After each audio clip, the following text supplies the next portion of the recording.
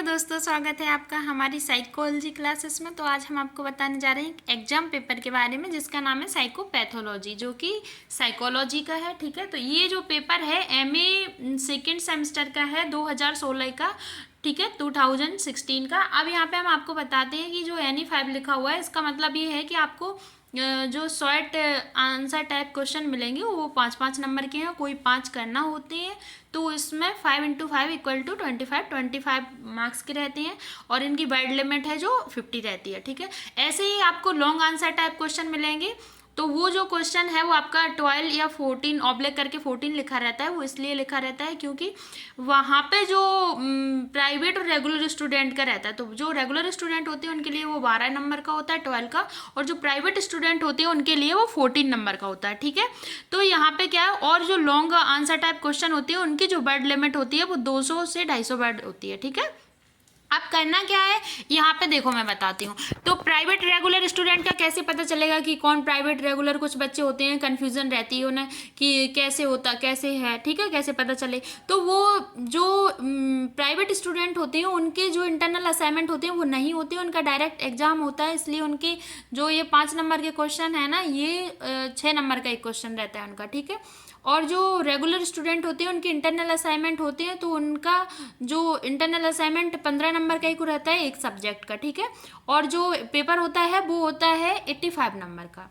ठीक, अब जो प्राइवेट स्टूडेंट होते हैं उनका जो टोटल जो एग्जाम पेपर होता है ना उनका, तो उनका जो टोटल रहता है वो होता है 100। ठीक है, 100 नंबर का होता है उनका। 100 तो इनका भी हो जाता है, लेकिन 15 नंबर के इंटरनल असाइनमेंट और 85 ये जब इक्वल टू करोगे तो 85 प्लस 15 करोगे तो 100 हो जाएगा। ठीक है, अब यहाँ पे देखिए हृदय रोग के कारण, तो यहाँ पे देखो हृदय रोग के कारण पूछा गया है 5 नंबर पे, और मधुमेह के प्रकार, और नेक्स्ट पूछा गया है दमा के कारण। ठीक है, अस्थमा बोलते हैं दमा को, और नेक्स्ट है मानसिक मंदता के प्रकार। तो ये जो मैंने देखो यहाँ पे एक पेंसिल से आपको लिखा हुआ दिख रहा है 412। ठीक है, पेज नंबर 412। तो यहाँ पे क्या है, ये जो साइकोपैथोलॉजी की बुक है, मतलब सॉरी एबनॉर्मल साइकोलॉजी की बुक है जो अरुण कुमार सिंह की हिंदी मीडियम के लिए, तो उसमें ये पेज नंबर 412 पे इसका आंसर मिल जाएगा। ठीक है, तो ये जो बुक जो आगे पेंसिल से आपको जो नंबर लिखे दिख रहे हैं आपको जो क्वेश्चन के आगे, तो आप समझ जाना जो क्वेश्चन के बाद जो लिखे हुए हैं। ठीक है, तो वो जो पेज नंबर है वो बुक के लिखे हुए हैं। एबनॉर्मल साइकोलॉजी अरुण कुमार की बुक है हिंदी मीडियम के लिए, तो वो उस बुक के पेज नंबर लिखे हुए हैं। ठीक है, तो आप वहाँ पे देख सकते हो।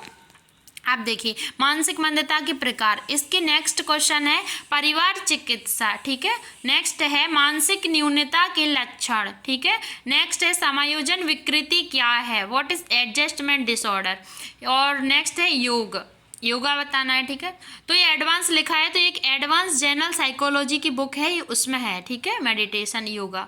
ठीक है, अब उच्च रक्तचाप हाई ब्लड प्रेशर। ठीक है, मनोदैहिक विकृति क्या है देखो, और व्हाट इज साइकोफिजियोलॉजिकल डिसऑर्डर। अब यहाँ पे नेक्स्ट है, ये देखो इकाई फर्स्ट से जो आ गया है, इकाई फर्स्ट मतलब ये है आपके हर यूनिट से आपको लॉन्ग आंसर टाइप क्वेश्चन मिलेंगे और शॉर्ट आंसर टाइप क्वेश्चन मिलेंगे। तो बस यहीं पे देखो, अब यहाँ पे ये फर्स्ट यूनिट से है, भोजन संबंधित विकृतियों के प्रकार बताइए, और इसके अथवा में दिया गया है निम्न पर टिप्पणियां लिखिए।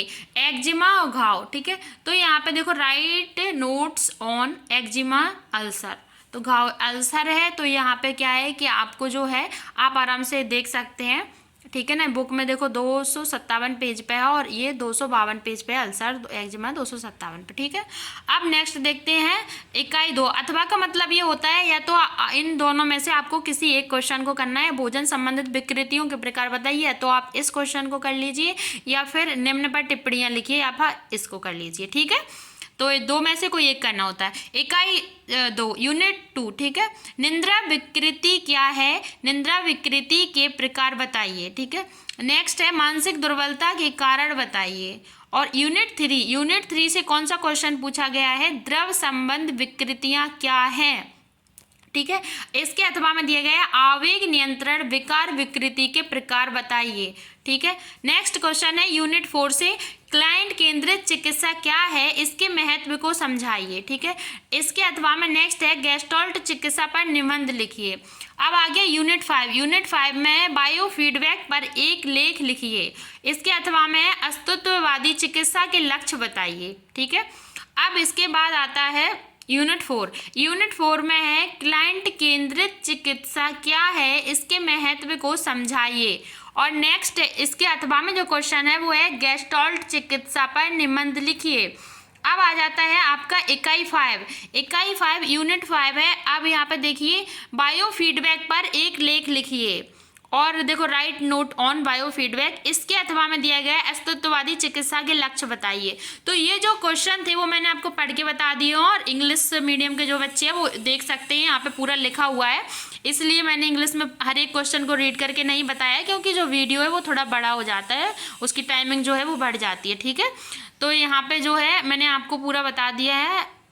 आशा करते हैं आप सभी को समझ में आ गया होगा। Thank you so much. मिलते हैं नेक्स्ट वीडियो में नेक्स्ट एग्जाम पेपर के साथ। तो आप तब तक के लिए लाइक, सब्सक्राइब और शेयर ज़रूर करें।